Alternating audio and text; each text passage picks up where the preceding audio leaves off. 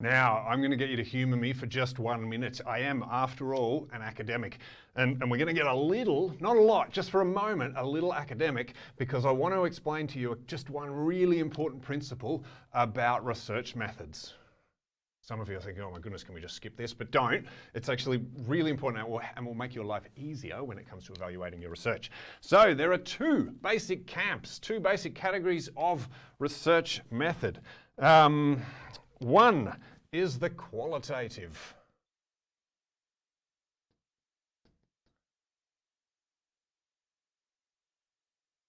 Now, the qualitative approach is focused on stories, okay? You may have heard this before, but basically the qualitative approach says what we want to know is about people's experience. We want to know what it's like to have a mental health illness. We want to know what it's like to turn up to this event. We want to understand how people felt when they moved through our art exhibition, all of that kind of stuff. So qualitative gives us this really, really rich information about the experience, right? And it's really useful. It's really useful for evaluation. It's really useful for understanding the dynamics of what's going on in a project, okay? And you will end up using, and I would recommend that you end up using qualitative research. Now, the other side, and it is a little bit among researchers, a case of the other side, but the reality is they go hand in hand, is we've got the quantitative. Oh.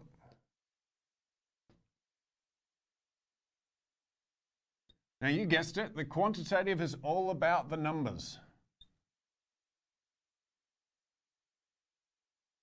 To be quite honest, the quantitative researcher doesn't really care about the story. Like we do, don't get me wrong, but really when it comes to doing research, and this is a lot of the research that I do, I've done qualitative research, but a lot of the research that I do, we use numbers.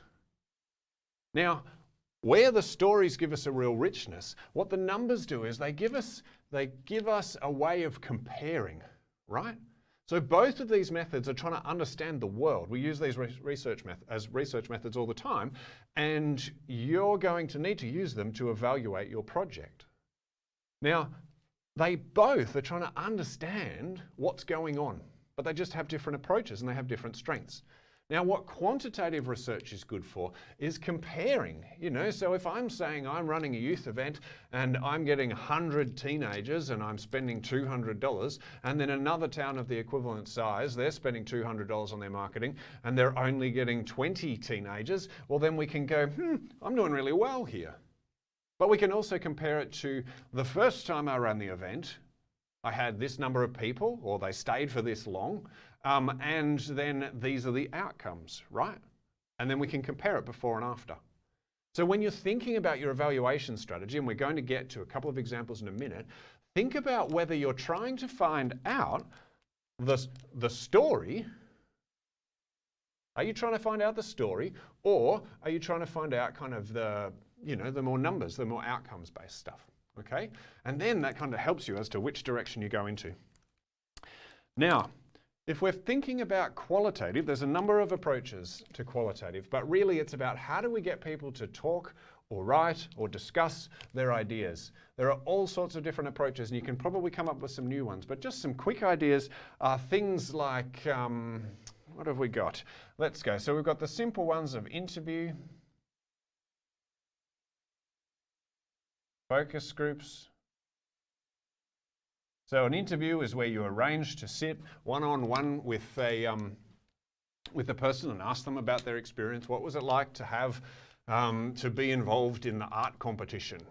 How did you feel empowered? Did you feel scared? Why not? You're kind of asking for that richness. You're allowing people to tell stories.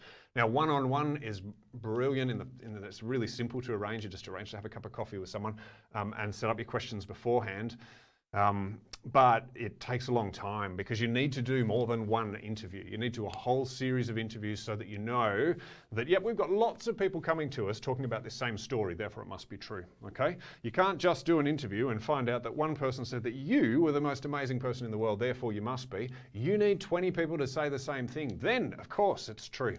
Okay, so focus groups is a way of, I guess, Facilitating a conversation. So this can be particularly useful if you've run some, I don't know, some training and a group of people have gotten through it, to get them into a room over pizza or whatever and get them to talk about their experience. What was it like turning up? Did you feel nervous? What was going on? And encourage a conversation as much between the members of that group as with you, okay?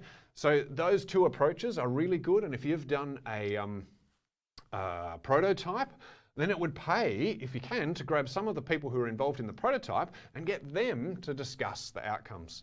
And remember, you keep coming back to what your objectives are. You're trying to evaluate according to your objectives, so use that as your questions.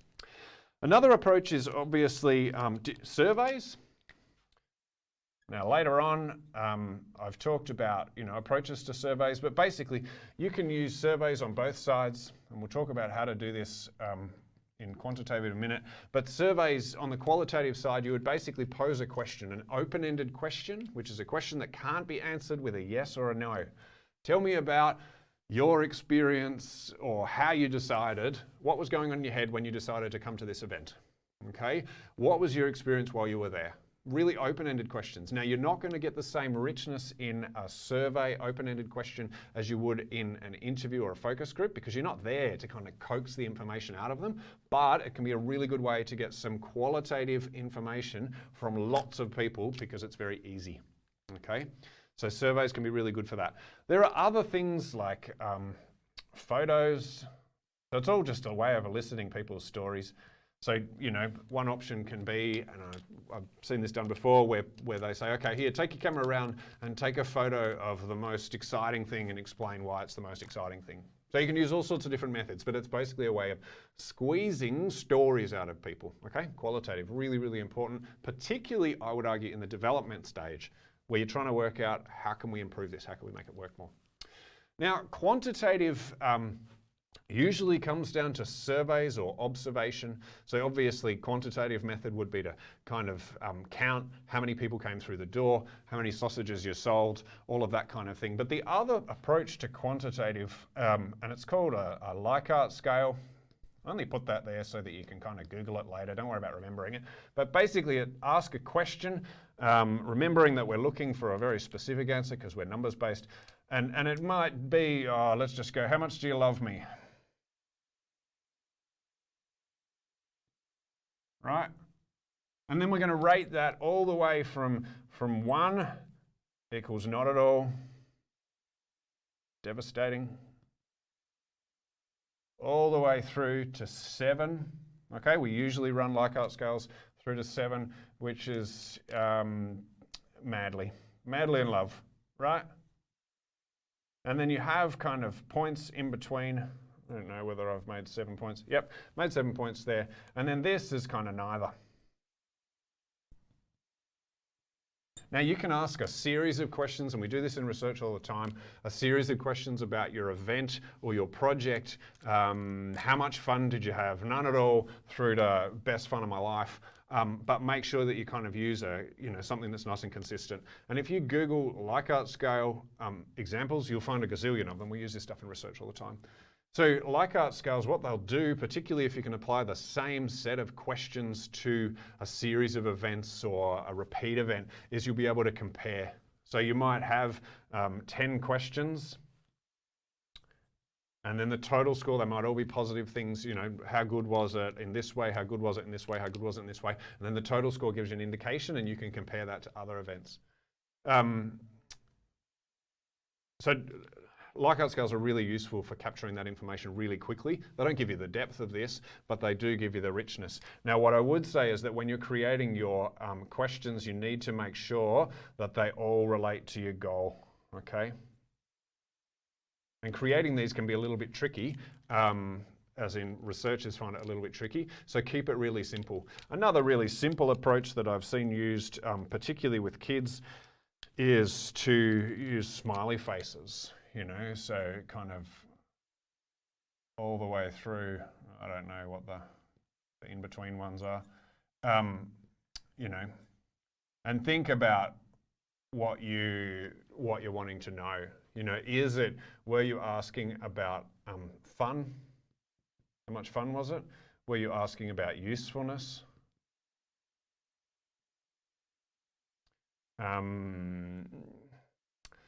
Simplicity. So really think carefully about what you want to know. So when we evaluate at university in terms of, or when I evaluate at university in terms of education, I always talk about usefulness and enjoyment, right? Because at university, it's all well and good. It's nice if you enjoy the course. I would hope that you enjoy this course, but while that's lovely, I'm not a sitcom. So I actually want it to be useful, right? So think carefully about what you're trying to evaluate.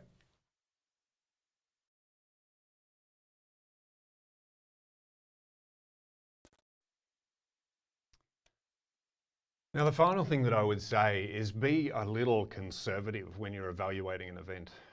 I know that what you want to find out is that you're amazing and you've just changed the world. So be aware of that bias. You know, I've created events and I thought, oh, that was brilliant. And then I look at the data and I'm like, oh, surely that data's not correct. Okay, so be aware of your own bias and be conservative.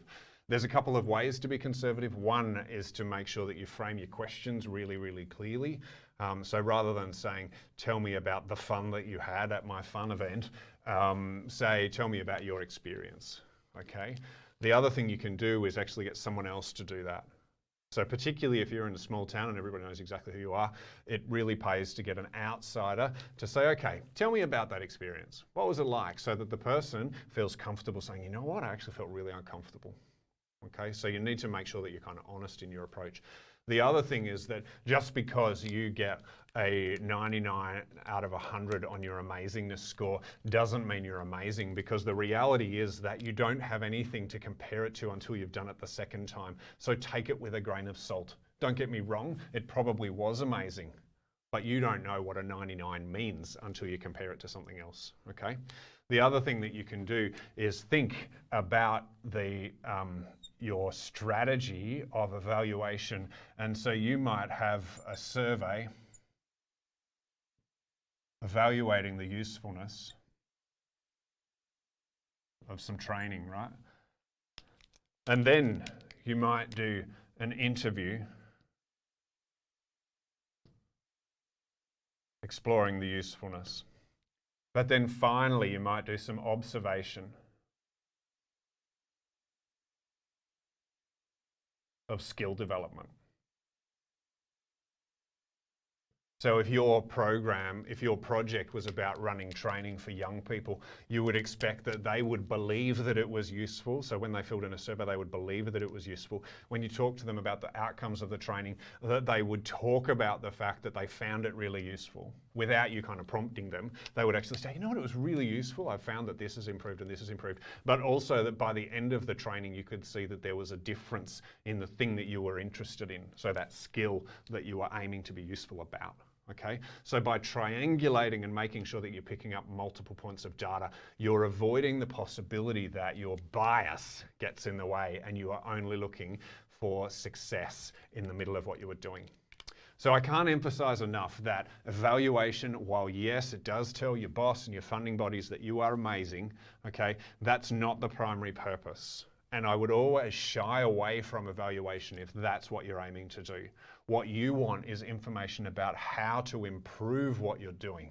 So even with this strategy, the combination of numbers around usefulness means that, yep, it was useful when it came to skill number 1, 2, and 3, but number 4, they didn't find it particularly useful.